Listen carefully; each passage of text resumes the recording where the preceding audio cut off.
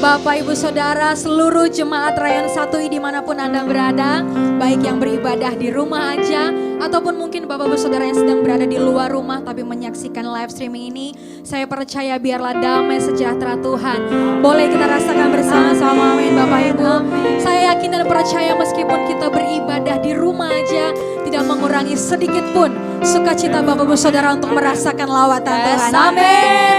Untuk sekali lagi kita boleh kasih tepuk tangan, boleh kita bangkit berdiri Bapak Ibu Saudara. Kita kasih tepuk tangan sambil serahkan haleluya. Haleluya. Tepuk tangan Bapak Ibu Saudara.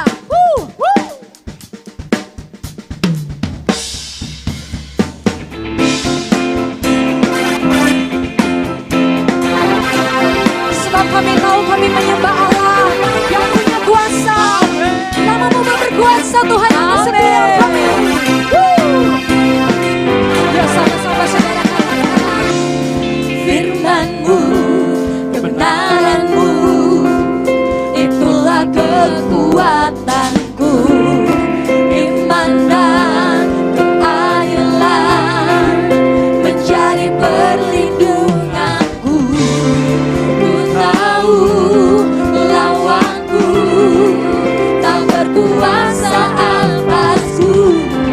Di dalam namamu ku pegang kemenanganku. Sebab itu ambillah senjata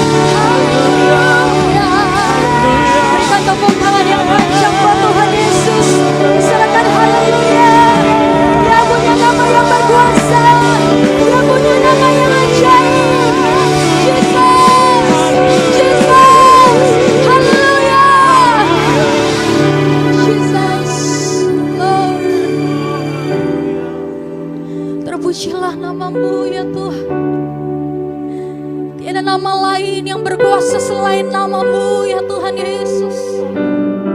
Satu-satunya nama yang kami sembah, satu-satunya nama yang berkuasa, satu-satunya nama yang penuh dengan keajaiban. Yesus, nama Allah kami yang hidup.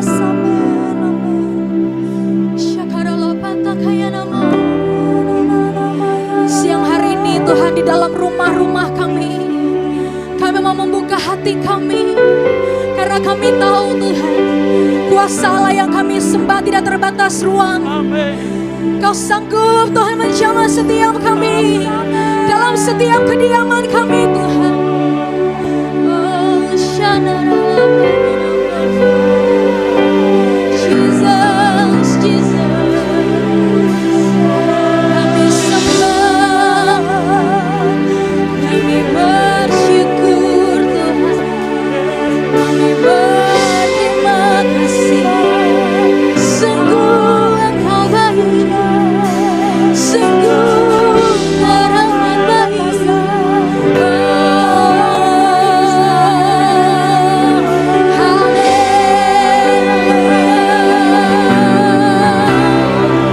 Namamu yang disembah di tempat ini,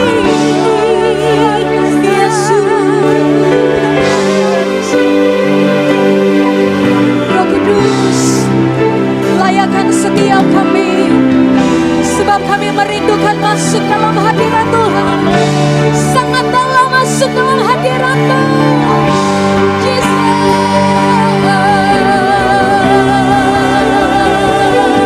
Kami sembah, kami agungkan Engkau,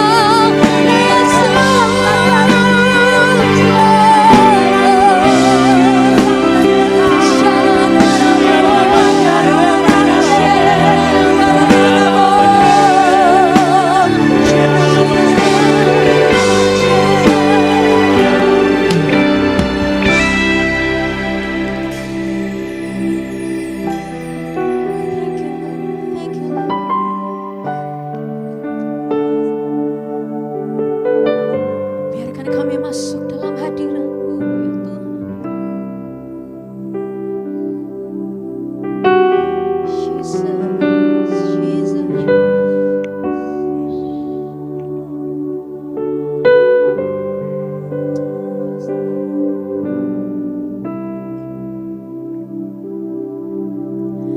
masuk hadirat-Mu Tuhan,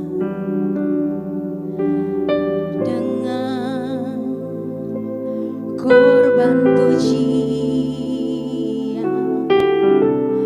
Masuk hadirat-Mu Tuhan,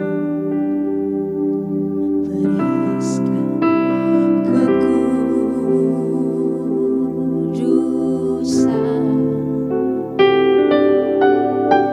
di hadapan hadirat-Mu Tuhan.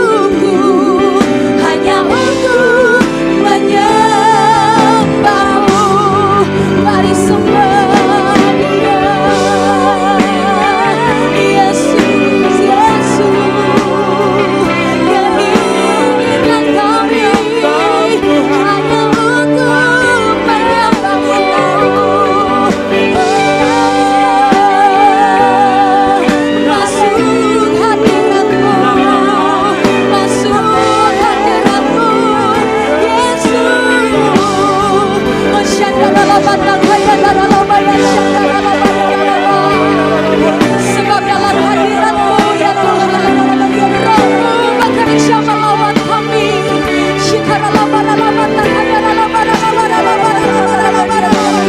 Sebab dalam hadirat-Mu ya Tuhan, kami temukan kekuatan baru bagi kami.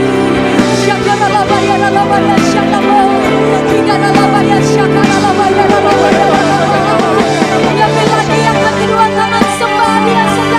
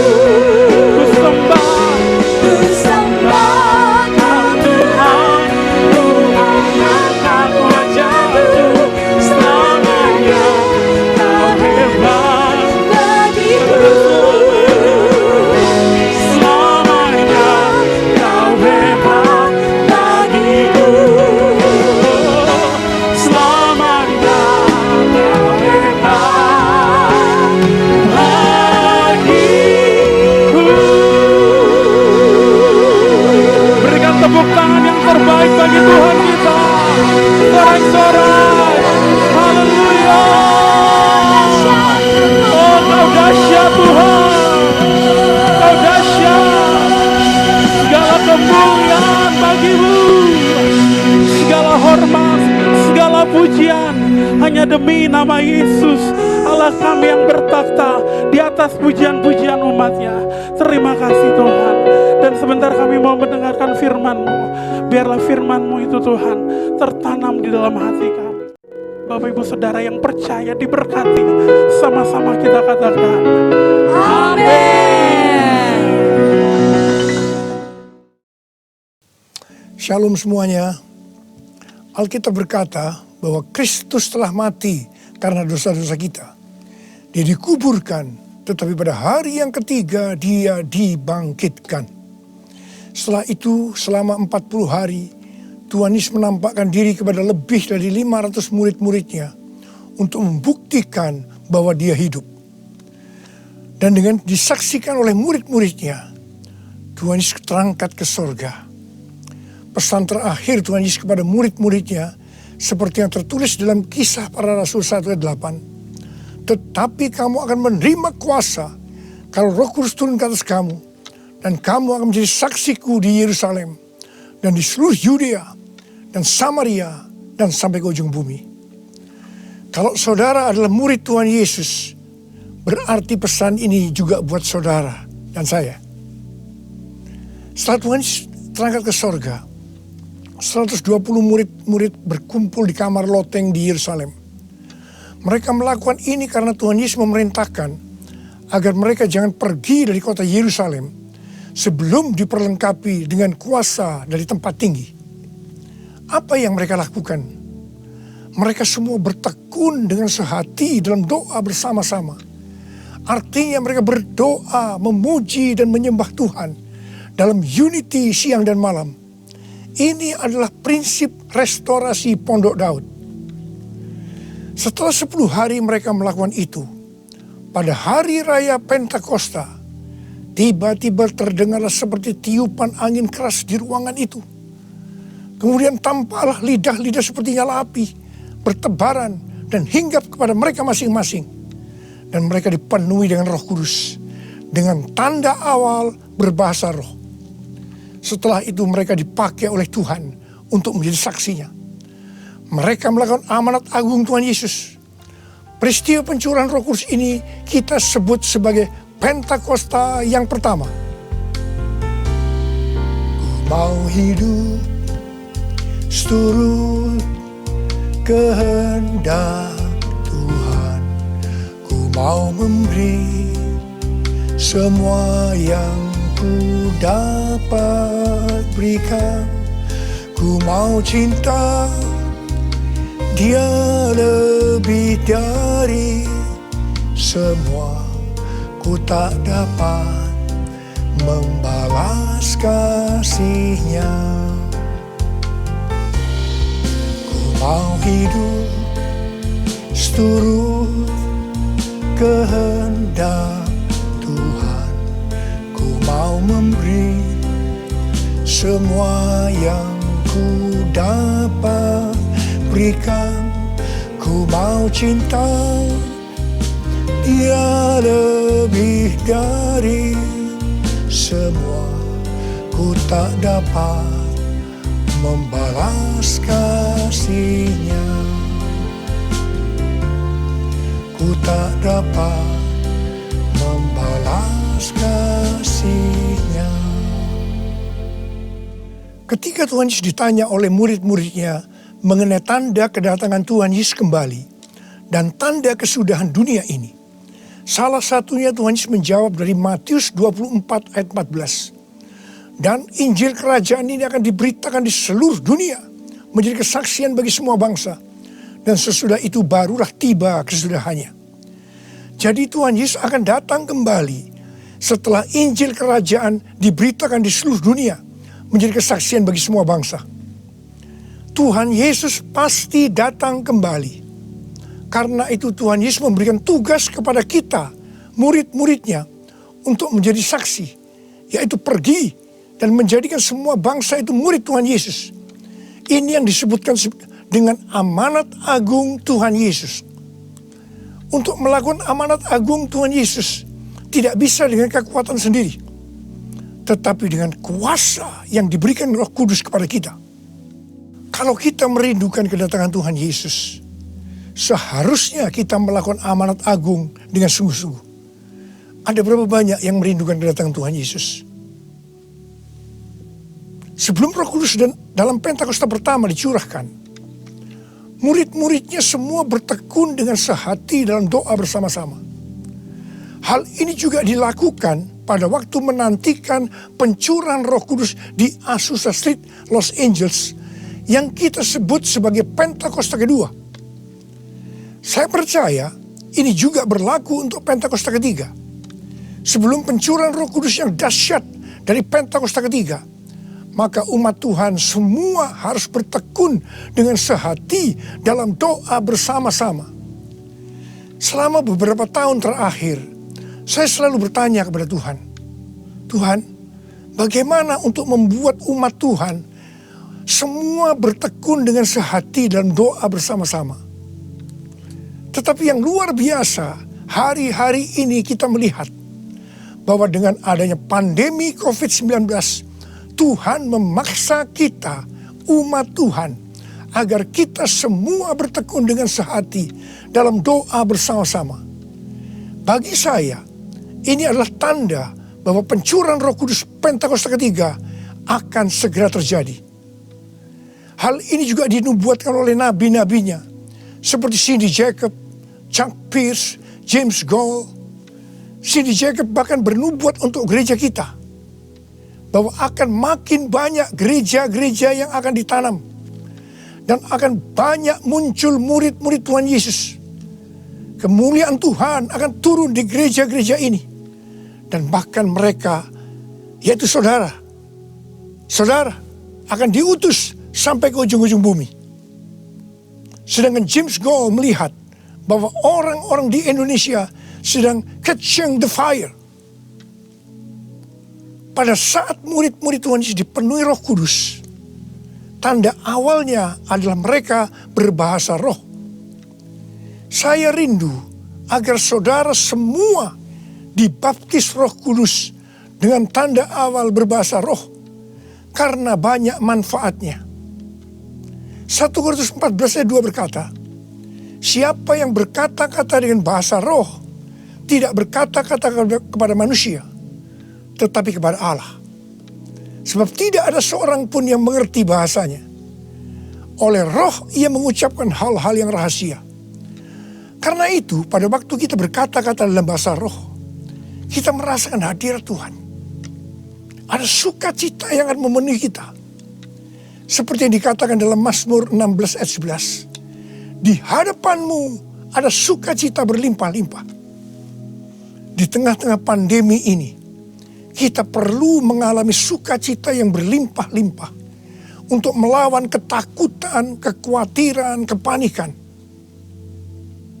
1 Korintus 14 ayat 4 berkata, siapa yang berkata-kata dengan bahasa roh, ia membangun dirinya sendiri. Artinya, manusia roh kita yang akan dibangun. 1 Korintus 14 ayat 14 dan 15 berkata, jika aku berdoa dengan bahasa roh, maka rohkulah yang berdoa, tetapi akal budiku tidak turut berdoa. Jadi, apakah yang harus kubuat? Aku akan berdoa dengan rohku, tetapi aku akan berdoa juga dengan akal budiku. Aku akan menyanyi dan memuji dengan rohku, tetapi aku akan bernyanyi dan memuji juga dengan akal budiku. Manusia itu terdiri dari roh, jiwa, dan tubuh. Semuanya itu harus bisa memuji Tuhan. Kita memuji Tuhan dengan tubuh kita, dengan cara bertepuk tangan, mengangkat tangan, melompat, menari, dan lain-lain. Dan kita memuji Tuhan dengan akal budi kita, jiwa kita, kalau kita menggunakan bahasa yang kita mengerti. Contoh bahasa Indonesia, bahasa Inggris, Mandarin, dan lain-lain.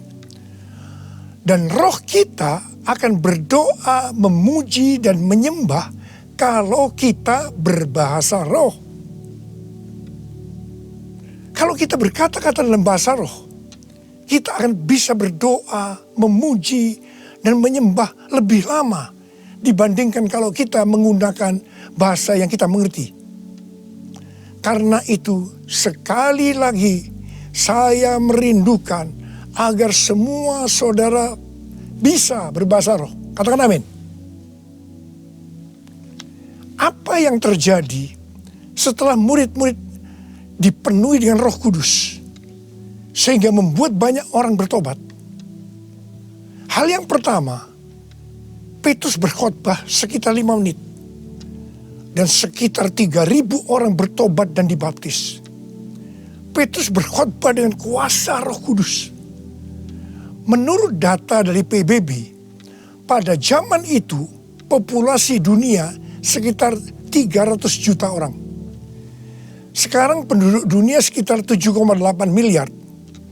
Sehingga 3.000 orang waktu itu setara dengan sekitar 78.000 orang saat ini. Kita harus percaya bahwa sekali berkhotbah 78.000 orang bertobat dan dibaptis. Dengan berkhotbah secara online, hal ini lebih mungkin terjadi. Hal yang kedua yang terjadi setelah murid-murid dipenuhi dengan Roh Kudus sehingga membuat banyak orang bertobat, yaitu terjadinya tanda-tanda dan mujizat, sign and wonders. Para rasul dipakai oleh Tuhan untuk mengadakan tanda-tanda dan mujizat. Petrus dan Yohanes menyembuhkan orang lumpuh sejak lahir. Bayangan Petrus saja bisa menyembuhkan orang. Sapu tangan atau kain yang pernah dipakai oleh Paulus, jika diletakkan pada orang sakit atau orang yang dirasuk setan, maka orang itu akan sembuh. Tuhan Yesus berkata dalam Markus 16 ayat 15 sampai dengan 18, bahwa kalau kita pergi untuk memberitakan Injil, maka tanda-tanda dan mujizat, sign and wonder akan menyertai kita. Sejak tahun 2006, saya diperintahkan Tuhan untuk mengadakan kebaktian kesembuhan ilahi. Selama 14 tahun, saya sudah mengadakan 318 kali kebaktian kesembuhan ilahi. Setiap kali saya berkhotbah, pasti saya memberitakan Injil. Dan tanda-tanda dan mujizat terjadi. Saya diperkenankan oleh Tuhan untuk melihat dan mengalami mujizat seperti yang dilakukan oleh Tuhan Yesus 2000 tahun yang lalu. Pada waktu acara lawatan Roh Kudus Pulihkan Indonesiaku tanggal 29 Mei yang lalu, Cindy Jacob bernubuat bahwa Indonesia akan menjadi sangat penting dalam sejarah kekristenan. Mujizat-mujizat seperti orang buta melihat, orang tuli mendengar akan merupakan hal yang biasa yang akan terjadi di gereja-gereja lokal. Wow, orang-orang muda akan mendapatkan jubah mujizat. Ini adalah Pentakosta yang ketiga. Haleluya. Hal yang ketiga yang terjadi setelah murid-murid dipenuhi dengan Roh Kudus sehingga membuat banyak orang bertobat, yaitu cara hidup jemaat berubah. Yang pertama, mereka bertekun dalam pengajaran rasul-rasul dan dalam persekutuan. Ini bisa diartikan mereka suka membaca Alkitab. Judul Mazmur 119 yang merupakan pasal dengan ayat terpanjang dalam Alkitab adalah bahagianya orang yang hidup menurut firman Tuhan. Jadi orang yang hidup sesuai dengan firman Tuhan itu akan berbahagia. Dalam pandemi COVID-19 kita harus banyak membaca, merenungkan dan melakukan firman Tuhan agar supaya kita berbahagia. Sehingga kita bisa mengatasi segala dampak yang buruk akibat pandemi COVID-19. Mazmur 119 ayat 105 berkata, "Firman-Mu itu pelita bagi kakiku dan terang bagi jalanku. Firman-Mu pelita bagi kakiku, terang bagi jalanku. Firman-Mu pelita bagi kakiku, terang bagi jalanku. Waktu ku bimbang dan hilang jalanku, tetaplah Kau di sisiku. Dan takkan ku takut asal Kau di dekatku, besertaku selamanya.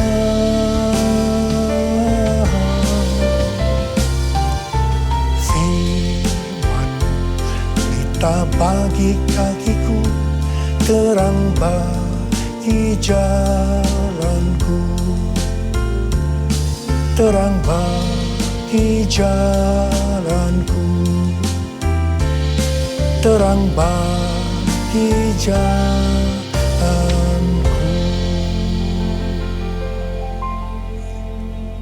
Tuhan memberikan tema tahun 2020 adalah tahun dimensi yang baru. Kita tidak pernah menyangka bahwa tahun dimensi yang baru adalah seperti sekarang ini, di mana dengan adanya pandemi COVID-19, kita sekarang memasuki new normal.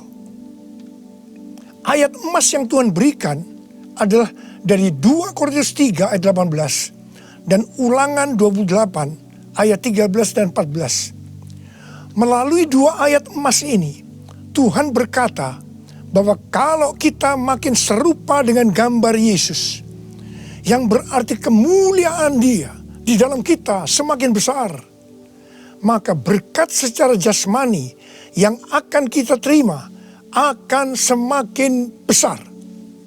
Kita diberkati untuk menjadi berkat. Katakan amin. Engkau diangkat menjadi kepala dan bukan ekor. Engkau akan tetap naik dan bukan turun. Wow. Tanggal 1 Januari 2020, saya digerakkan oleh Roh Kudus untuk berkata bahwa memasuki tahun 2020 dalam bekerja mencari nafkah tidak bisa dengan cara yang lama, tetapi harus menuruti firman Tuhan, tuntunan Tuhan. Ternyata hal-hal ini yang sedang terjadi. Kita sedang memasuki resesi ekonomi secara global. Cara-cara yang lama dalam bekerja sudah tidak bisa dipakai lagi. Kita harus bekerja menurut tuntunan firman Tuhan. Kita harus peka terhadap suara Tuhan. Untuk itu, kita harus menjadi serupa, makin menjadi serupa dengan gambarnya. Orang yang menjadi serupa dengan gambarnya, itu adalah murid Tuhan Yesus. Dengan goncangan ekonomi global yang sedang terjadi saat ini, banyak dari generasi milenial dan generasi Z harus menghadapi kenyataan bahwa betapa rapuhnya budaya mereka dan kehidupan yang dibangun di atasnya. Padahal selama ini mereka begitu percaya diri dan bahkan sombong. Maaf, mereka merasa tidak perlu melibatkan Tuhan, tidak perlu bertanya kepada Tuhan dalam sebuah resep kesuksesan. Sekarang mereka akan tergoncang. Karena itu saya percaya bahwa melalui pandemi COVID-19 ini, banyak orang-orang muda yang bertobat dari cara-cara yang lama. Mereka kalau mau diberkati dalam seluruh yang dikerjakan, engkau harus menjadi murid sehingga peka terhadap tuntunan Tuhan. Tidak salah kalau akan terjadi kebangkitan generasi Yeremia, yaitu anak-anak muda yang dipenuhi dengan Roh Kudus, cinta mati-matian kepada Tuhan Yesus, tidak kompromi terhadap dosa, dan akan memenangkan banyak jiwa. Hal yang kedua, cara hidup jemaat berubah. Mereka selalu berkumpul memecahkan roti dan berdoa. Ini bisa dikatakan bahwa mereka hidup dalam unity dan suka berdoa. Yang ketiga, cara hidup jemaat berubah. Mereka suka memberi. Suka memberi. Sehingga tidak ada yang berkekurangan. dalam keadaan krisis ekonomi ini, kita diperintahkan oleh Tuhan untuk memberi dan menabur. Kisah Para Rasul 20 ayat 35b berkata, adalah lebih berbahagia memberi daripada menerima. Saudara harus saling memperhatikan mereka-mereka yang ada di kul-kul. Cara hidup jemaat berubah. Mereka selalu bergembira dan dengan tulus hati sambil memuji Allah.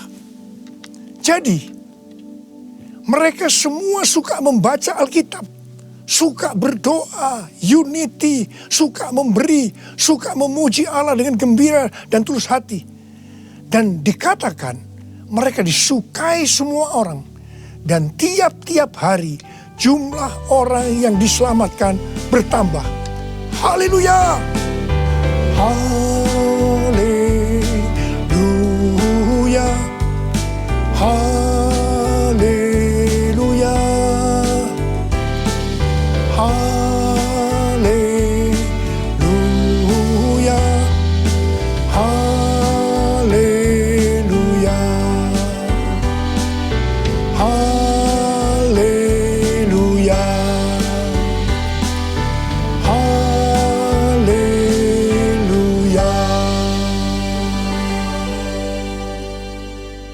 Kemudian, apa yang terjadi setelah itu? Goncangan terjadi. Aniaya yang hebat terjadi kepada orang-orang percaya di Yerusalem. Selain rasul-rasul, mereka semua harus lari ke seluruh daerah Yudea dan Samaria. Dan pada akhirnya ke ujung bumi. Mereka selama ini berada di zona nyaman di Yerusalem. Mereka biasa berkumpul dalam unity, membaca Alkitab, berdoa, dan memuji bersama-sama dengan sukacita. Suka memberi, sehingga tidak ada yang berkekurangan. Mereka berpikir menjadi orang Kristen hanya seperti itu. Mereka lupa bahwa mereka harus pergi menginjil. Caranya bagaimana? Aniaya diizinkan oleh Tuhan. Saya percaya melalui goncangan pandemi COVID-19 ini, kita umat Tuhan yang selama ini ada di zona nyaman, juga akan dipaksa untuk melakukan amanat agung Tuhan Yesus, yaitu pergi menjadikan semua bangsa murid Tuhan Yesus. Katakan amin. Selain goncangan, juga terjadi perubahan paradigma dalam pelayanan. Selama ini murid-murid Tuhan Yesus mempunyai pengertian bahwa yang memperoleh keselamatan hanya orang-orang Yahudi saja. Tetapi dengan adanya pertobatan dari Kornelius yang bukan orang Yahudi, dan Roh Kudus turun ke atas mereka dan mereka berbahasa roh. Dengan perdebatan yang cukup panjang, akhirnya lewat kesaksian Petrus, para rasul dan seluruh orang percaya di Yudea dapat menerima bahwa keselamatan bukan hanya untuk orang Yahudi saja, tetapi untuk semua bangsa, termasuk bangsa Indonesia. Katakan amin. Dengan adanya pandemi COVID-19, kita juga mengalami perubahan paradigma dalam pelayanan kita. Yang tadinya kita beribadah di gedung gereja, kita berkumpul bersama-sama, bisa berjabatan tangan, saling berpelukan, menyatakan kasih kita, melakukan penumpangan tangan. Sekarang berubah total menjadi ibadah online. Bahkan ada yang tidak bisa melakukan online, sehingga tidak bisa beribadah. Kita memasuki new normal dan tidak bisa melakukan seperti hal-hal di atas. Kita tidak tahu dengan pasti bentuk ibadah kita selanjutnya. Tetapi yang Tuhan mau, kita bisa menerima perubahan paradigma dalam pelayanan ini. Karena sama seperti yang terjadi pada waktu itu, dengan adanya perubahan paradigma, justru terjadi penuaian yang jauh lebih besar. Itu juga yang akan terjadi pada kita pada hari-hari ini. Saya mau berdoa buat saudara. Mari angkat tangan saudara. Kita nyanyikan lagu ini bersama-sama. Curahkanlah kuasa-Mu Tuhan, Mujizat terjadi di tempat ini. Amin. Curahkanlah kuasa-Mu Tuhan. Mujizat terjadi sekarang ini. Curahkan ya Tuhan. Curahkanlah kuasa-Mu Tuhan. Mujizat terjadi di tempat ini. Haleluya. Curahkanlah kuasa-Mu Tuhan. Mujizat terjadi sekarang ini. Mujizat terjadi sekarang ini. Mujizat terjadi sekarang ini.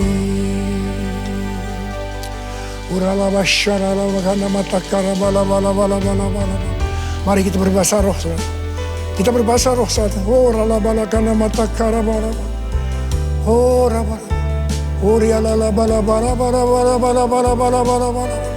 Oh Yesus.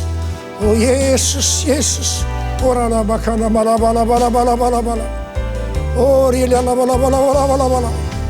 Mujizat terjadi di tempat ini sekarang ini.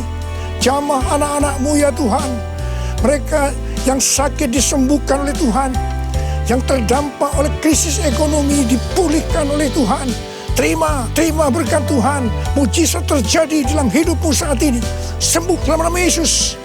Sembuh dalam nama Yesus. Engkau akan dicukupkan, malah berkelimpahan di dalam segala hal. Terima. Tuhan, curahkan kuasa-Mu. Pakai anak-anak-Mu semua ini Tuhan. Menjadi saksi-Mu. Melakukan amanat agung Tuhan Yesus.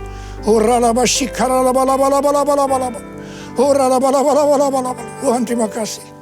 Perlindungan-Mu di masa pandemi ini buat anak-anak-Mu. Engkau mengasihi anak-anak-Mu semua. Hamba berdoa buat mereka. Hamba berdoa. Curahkan damai sejahtera-Mu pada mereka ya Tuhan. Terima kasih ya Bapak. Terima kasih Bapa. Dalam nama Yesus kami berdoa. Bersama-sama katakan amin. Mari saudara-saudara, kita akan masuk dalam perjamuan kudus. Kita akan mengingat ayat ini. Sebab setiap kali kamu makan roti ini dan minum cawan ini, kamu memberitakan kematian Tuhan sampai Ia datang. Perjamuan kudus adalah perjamuan Tuhan sendiri.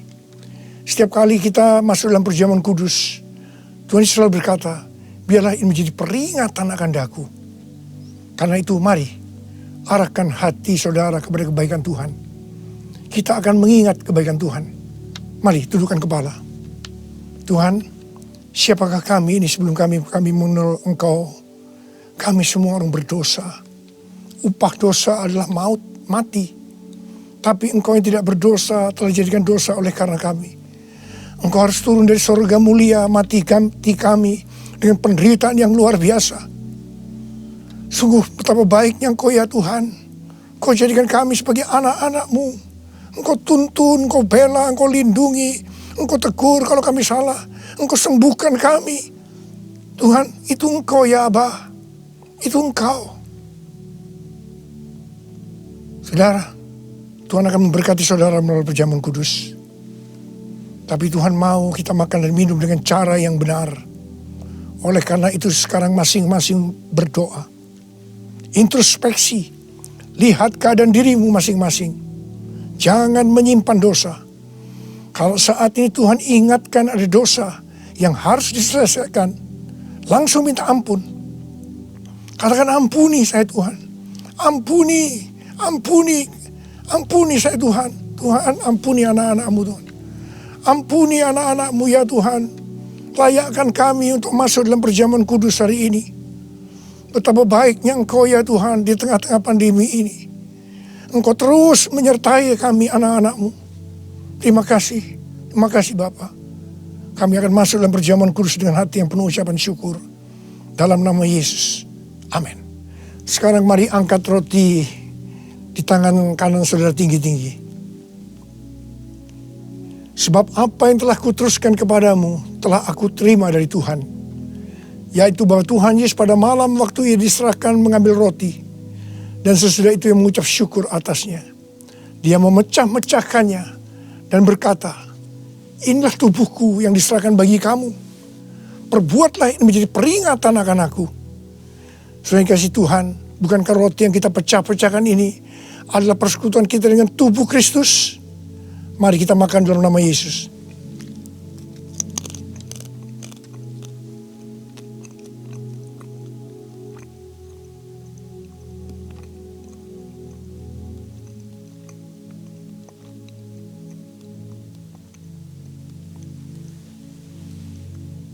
Sekarang angkat cawan di tangan kanan saudara tinggi-tinggi. Demikian juga ia mengambil cawan sesudah makan lalu berkata, cawan ini adalah perjanjian baru yang dimeteraikan oleh darahku. Perbuatlah ini setiap kali kamu meminumnya menjadi peringatan akan aku. Sudah dikasih Tuhan, bukankah cawan pengucapan syukur yang atasnya kita ucapkan syukur adalah persekutuan kita dengan darah Yesus? Mari kita minum dalam nama Yesus.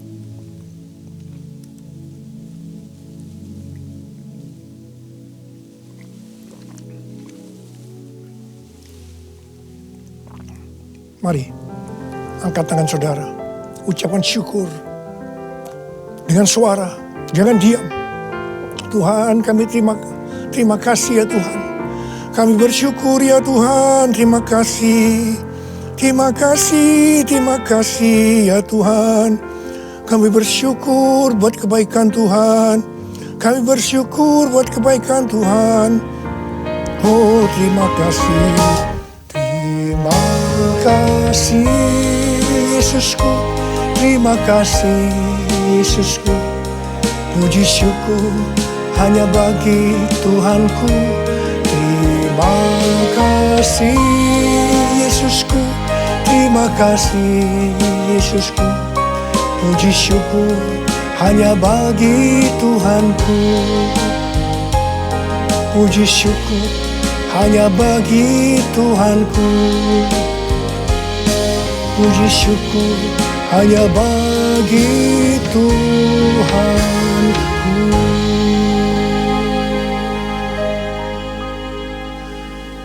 Angkat tangan saudara, terima berkat Tuhan. Pulanglah dengan berkat Tuhan. Kasih karunia yang berlimpah-limpah daripada Allah Bapa dalam anak yang tunggal Yesus Kristus. Persekutuan yang manis dengan Roh Kudus menyertai saudara sekalian mulai hari ini sampai Tuhan datang menjemput kita di awan-awan dan bahkan sampai selama-lamanya. Yang percaya bersama-sama katakan amin.